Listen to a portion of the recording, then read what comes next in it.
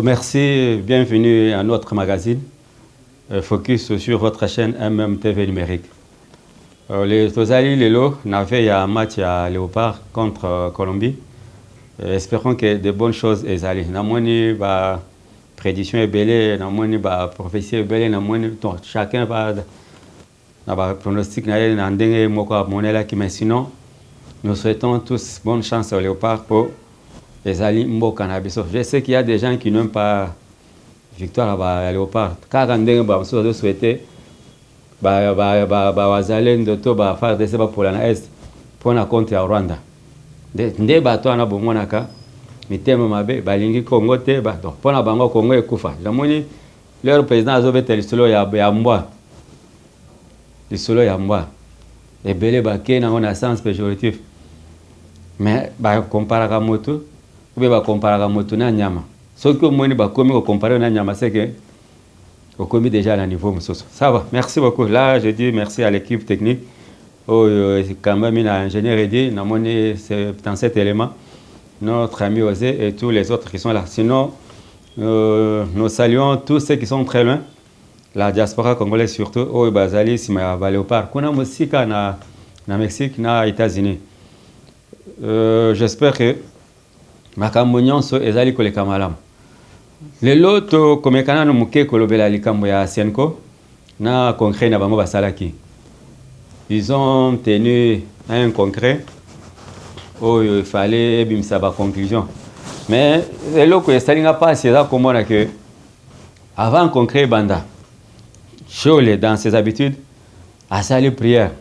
Na yoki prière ngabi cette fois-ci ba kolobela quand même makamba bien concret bazo senga mulimo mo santu ya kamba bango.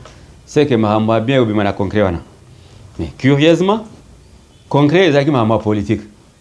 Senko, branche catholique, c'est une église, mais concret basé sur des dossiers politiques. J'ai vu c'est tout à fait normal. Mais curieusement, tu as aux Zélandais conclusion. Bolanda qui avait chôlé na point de presse à Tenaki. Na question moko notre ami général Atunaki a lobby monseigneur na conclusion na bino bosala qui a date ya le 12 juin par rapport à sitini ya C64 bolobi na onyon subino bomonaki mabe ezali ka côté ya force du progrès abetaki bato force du progrès ezokisaki bato asalaki ya mabe côté opposition ezaki ba ange bango basalaki le côté donc batelemaki na bango bayo bango mabanga basali babeti bango bazokisi bango ils sont allés même plus loin kopesa ba bilan na kozongela dossier mususu ya kala makambo ya Senko na ba bilan na bango na habité ceux qui ingénieur et dit azana élément mais je vais essayer d'expliquer comment c'est abe chole ngala mesami ko benga abe pour monseigneur ango aza seigneur ngate partir travailler soki honorifique moi je n'ai pas kopesa mutulukum lukum eza pona nzambe moko abe shola zo bisabiso que non d'ailleurs tokendaka na terrain te tokendaka na terrain te so information bino bozwaka ngwapi oh non on avait envoyé nos moniteurs bangonde bakendaki ko récolter ba information sur terrain ba yeli biso ba rapport wana que batu bazoki ba force du progrès bazoki si batu ya C64. Donc côté AC64, ça qui est le côté.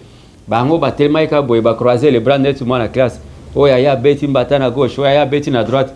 Et à la fin bango ba noter ba blessure, ba tout ce qui s'est passé. C'est force de progrès dans ça qui est le kana. Mais curieusement na ka réponse na ya zoloba. D'ailleurs tozakana totindaki ka 15 plus ou moins 15 personnes comme observateurs de bazaki na terrain. Bango de balaki bango ba élément na. Est-ce que Bakoma qui partout, il ne sait pas pourquoi ils ont donné ce rapport. Je vais maintenant essayer d'expliquer. Toujours dans le rapport, il y a marche au Samoubia Sitine et Salamaki. Il y a encore un autre perroquet à Lobaki. C'est Olengankoy. Je crois aujourd'hui, il est convoqué ou bien il est interpellé dans le à la Cour de cassation. Qui nous expliquer au procureur. N'a pas qu'on a eu ça que non. 15 morts au Yalobaki que non, ils ont recensé 15 morts. Bazawapi. Et puis, banane yango bakufaki. Toujours na cadre ya ba élément wana. Vous avez vu le scénario au Kabunda Salaki na Kingabwa. Soit disant, Babomaki combattant nae, combattant Babomaki na Ninya Sitin. Mais ce monsieur, pourquoi justice c'est qu'on interpellé les sources? Parce que d'après nos informations, au Bissot Tomeki Kokot a passé par là, le monsieur s'appelait Kachama. Paix à son âme, à Kofi. Il fut un combattant, il y a ce qui est ACH, ce qui est Alliance pour le changement, ce qui est Alliance pour le chantage. Oui, je peux appeler ça comme ça, Alliance pour le chantage. Ce monsieur Azaka Kapita, il y a Kabuya, il y a Kabund. Abandaï Kobela. À un moment donné, Kabund l'avait même chassé de sa maison pour aller dans une ferme. À sa ferme, il y a une place à Kendego, il n'a pas supporté, il n'a pas survécu à la maladie, il est mort. Parce que vous remarquerez avec moi que Mouto a couffé le 12, le 14 va conduire. Azaki n'a mort, c'est pour vous dire que c'est tout ça, Azaki va scénario. Jour, il y a Cétine, bon, qui Martin Fayol. La tête un peu rasée, avec un peu de cheveux. Pota, tout le monde qui porte la moto. Jour, il y a l'évaluation, tout le monde Martin Fayol n'a maquillé les autres dans la moto. Ce que Pota, il y a le bac qui va bêter balle la moto. Ce que Pota, tu sais, tout le monde qui a la moto, c'est qui a balle. L'issas, il y a l'issas, il y a la moto. Autant de la paix. Mais non, non. Vous nous prenez pour des imbéciles. Ce que je veux dire quoi? Au moins, ceux qui moto, il y a un bon moto. À cause ça, là, tout. Bah, moi, je suis abimaki na terrain, à salaki boye, pour me colombo, papa Paul, n'est pas bien, papa Paul, à moi, je suis partenanga, abimaki na terrain, bah, c'est quoi qui quand même? Mais en réalité, ce sont des aventuriers. Na bango, na banchole, na mbao ya kanambe, na oyo mususu, na sesanga, tous sont des aventuriers. On ne peut pas faire la politique sur base du mensonge. La politique n'est pas faite pour le mensonge. Et vous aspirez diriger un pays, na lukota ou bozanango. Vous s'associez na chose. Si on est incapable de dire aux gens, information bango va récolter sur le terrain. Nazongi sko na conclave bango soyi concret soyi ni basalaki. Na tangi lettre bango ya conclusion. Balobi makambo ebele ba tirer ba point, vie ceci, vie cela, vie ceci, vie cela. Na conclusion ezo suka na menace. Nchole qui vous dit que non. Dans les prochains jours, ils vont prendre des décisions, ils vont donner des mots d'ordre, ils vont mener des actions d'envergure, selon conclusion Nabango. Mais, et là, vous avez ça, na mekisko, na la tana, moli mosko ya combattant ya Congo, net ba wazalendo, toko tana na moli ma wazalendo à Congo. On s'explique un peu entre nous. Vous pensez que l'Église catholique, si elle a eu la force dans le temps, c'est parce qu'elle a été appuyée par l'UDPS. Parce que l'élo UDPS au pouvoir, vous pensez que c'est traître des prêtres. Et surtout que Chole nous a dit que tous les voyages qu'ils font, tout ce qu'ils font, ils sont financés par l'étranger. Batanga Kenya, Batangi Rwanda, Batangi France, tous ces pays qui nous agressent, et quand on raconte ça aux Congolais, vous pensez que non, un homme conscient, un Congolais conscient, c'est du n'importe quoi. Tant que c'est le cas, parce que tu as déjà politique. Vous pensez que l'Église catholique, d'abord, ce n'est même pas l'Église catholique qui vous engagez. Vous engagez la Sénégal, ce n'est pas l'Église catholique. C'est conglomérat d'aventuriers en ce temps. Mais si vous étiez sérieux, pourquoi tout le monde n'a pas signé une déclaration à Soukana? J'ai vu Monseigneur Bernard et Kassanda. Et à Kassai, il a désisté. Si ils étaient sérieux, pourquoi tout le monde n'a pas signé? Alors, je me pose maintenant une question. Si on le fait accomplir sa mission, il y a le Bakana Bino qui est un jeune courageux, Malanga Yaka, Malanga est parti, ils veulent maintenant créer un autre chaos. Quand vous allez envoyer les enfants d'autrui sur la rue, et surtout placer aux Bakano, on appelle des nations. Palais des nations, ils ont salle de théâtre traité. Ils ont le bureau où ils m'ont. Et vous pensez que nos bagières, vous allez dans Talibino, beaucoup de a fini tchatch pour me Palais des nations, pour que ça désordre. Puis, c'est ce que j'ai commis à commis Mukanda, à Pessi Martin, Fayol, l'assistant que nous a démissionné. Vous êtes en train de refaire de vous. Et ça, moi, si moi j'étais le garant de la nation. Je ne laisserai même pas, à quoi même pas na barenywana. Place na fallait à la makal. Parce que je ne vois pas quelqu'un, Mbok est agressé. Yoka na conclusion nous avons des forces étrangères dans Mboka na biso. Mais forces étrangères on a baye ko sani. Vous avez l'armée ougandaise invitée par le gouvernement congolais. Vous avez l'armée burundaise invitée par le gouvernement congolais. Mais vous avez les Rwandais, les Kenyans, les Tanzaniens, tout ça, qui sont là, les mercenaires sud-soudanais, les Somaliens, Bazawana, n'a compte ya Kanambe na Paul Kagame. Mais je vous dis que nous, les armées étrangères doivent quitter notre pays. Soit armée étrangère, armée étrangère. Oh, yobiso to bengisaki, oh to bango bakende koluka. Il y a quand même un État dans ce pays, il y a quand même un gouvernement qui peut signer des accords, des traités militaires avec d'autres pays. Oh, à moins que nous bakoy ko sungaye. Non, voilà chose la zone de terre ngote abiso que non, ba force étrangère. Les puissances étrangères, bazana kachambok. Mais il fallait définir nos puissances étrangères, les puissances nini. Donc, ce qui c'est quoi? Parce que nous avons une branche armée, non, branche socio-religieux, politique. Il y a AFCM 23. Donc, nous avons basimi minduki, koto bazasi bato bundela bango bato sultan. C'est pourquoi il fallait même qu'on passe la table à sultan. Tous on a bilamba na biso yakala. Parce que na moniti na kolata basona te. Parce que vous lati sultan o kepe go sans mais tinde pesa biso molimo mo santo akamba biso. Molimo mo santo akamba yo po obo ma congolais. Molimo mo santo akamba yo po yako trahir Congo. Non, toi tu penses que c'est Dieu là. Et ça obiso to sambela ka obi obino ba sambela. To bando kena bino ka bongo olobi to répliquer bolobi to répliquer. Ti un jour population obimela bino na place que bino bo chasser Tshisekedi biso population de tobenga na bino na place que Tshisekedi a longa parce qu'il doit encore être là ti jusqu'à ce que Paul Kagame longa na pouvoir na place que le peuple congolais continue à souffrir pour bino tout le monde la basota na bino c'est vous que nous allons chasser parce que vous ne représentez rien. Il fallait que tout boyo que la population gomawa botali pe bobite congolais a souffrir mais vous êtes toujours là quand vous voyez qu'il y a des avancées quelque part vous freinez.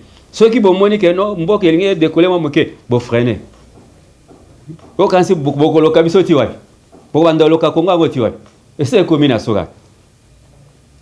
Kindo kipeza kapé na l'expiration yango. O ya bino comme na soga. Parce que vous nous avez beaucoup embrouillé depuis 91 92 na conférence souveraine. To comme na conférence na soga. C'est une quoi bébé sari ma solo nyon sari. Parce qu'il a été prévu que Mobutu ait assisté à la conférence nationale souveraine na ba dernier jour. Mosengo tout chamboulé to nyonso bebaki programme nyonso basala ke baby to yeko koma na basolo à Saint-Sylvestre kaka bino bozo bisaka bila que non on a tout fait à 99% et tirer 1% il y a arrangement ni bobanda osala parce que vous ne voulez pas que la paix règne au Congo le Congo bozana ba mettre na bino boza toujours c'est ma ba belge c'est ma ba français c'est des gens qui ne vous apportent absolument rien que la division. Ils vous ont donné les termes ici, il y a que nous, et Simbite, Bobimisi Babilo, Bobimisi Bao, les lois de terme que non, on va organiser des actions d'envergure. Bon, c'est la action d'envergure, nous comment est-ce qu'on peuple dans là. Nous comprendre que non, l'Église catholique a beaucoup trompé ces pays, a beaucoup trahi ces pays, et aussi mbatté. N'a évité ceux qui ont même langage, n'a ingénieur dit par rapport à temps, mais sinon, les a ça va coup de gueule. Parce que ces gens-là nous ont beaucoup trompés, Bah, mais ils sont dans la moulille pendant plusieurs années. La guerre existe au Congo, ça fait d'aujourd'hui 30 ans. C'est ce que dit le père, n'était pas au pouvoir. Oh, il y a moi, qui n'a pouvoir. Mais il y avait quelqu'un qui dirigeait ce pays. Oh, le gouverneur au courant d'Achille Rabissoir. Mais bah, tout n'a pas de constitution aux Olbanin. Quelqu'un qui vous dit que non, on m'a appelé. Je suis arrivé à Kinshasa.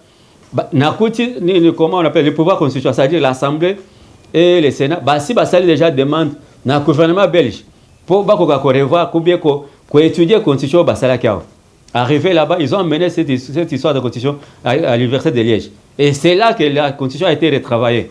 Et puis amenée à Kigali, au Rwanda, pour mettre Nabango Attal. Est-ce que bah, point il a trouvé que non, c'était bon.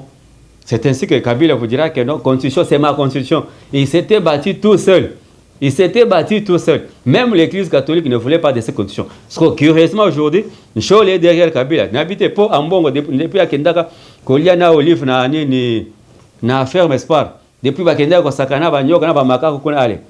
Bolingwe Zonga, Toye Bagate, Sogi Babanda, Oyoka, na continue. Mais c'est bizarre. Comment vous qui vous êtes battus en 2006 contre la même constitution, les lobes comiques n'ont pas besoin de défendre la constitution? Qu'est-ce qui a changé? C'est parce que Mbongo est Tamboli, Yango Bozol Bakeno, Bino Boza, si ma constitution, ils ont bien représenté les Congolais. Mais nous, le peuple congolais, disait que nous ne voulons pas de cette constitution. Nous ne la voulons pas, nous ne l'aimons pas. Ils ont défendu son année. Qu'est-ce qui prouve que nos constitutions ne sont pas Nabiso? Parce qu'ils ont reconnu même pas. C'est point quelle est cette constitution qui ne parle pas de la constitution ou bien de la superficie d'un pays? Le Congo, les Abilanga, et cause peut-être 1000 km². Mutumsa go bisa que non, mino mboka na bino zakamoke ezabo. Boko se défendre nanine. Parce que vous n'avez aucun document juridique pour défendre mino. Je crois makambo ko lobeza bele. Todo c'est la action bango bazoloba. Les 8 biso to kozala banda ko tofani total bango. Total ba obima combien? Ba ko banda wapi ba soka wapi? Parce que entre temps tokozala pe na bato ba banda osala musala na terrain, na salongo na terrain. O ya ba bâtisseur, o bino boso benga ba kulu. Lelo bo bengi ba bandi suko benga ba kuluna. Quand ça vous arrange, baza ba tumalam. Quand ça ne vous arrange pas, ba komi ba kuluna. Ça va. Les 8 ba kozala pe na terrain, ba banda osala salongo na bango. Accompagné na armée parce que je sais que la 14e militaire, 14e région militaire ba osala pe salongo mokolango. Pour ba accompagner ba na biso ba bâtisseur. En tout cas, je vous dis merci pour moi. Tant on se retrouve au prochain numéro.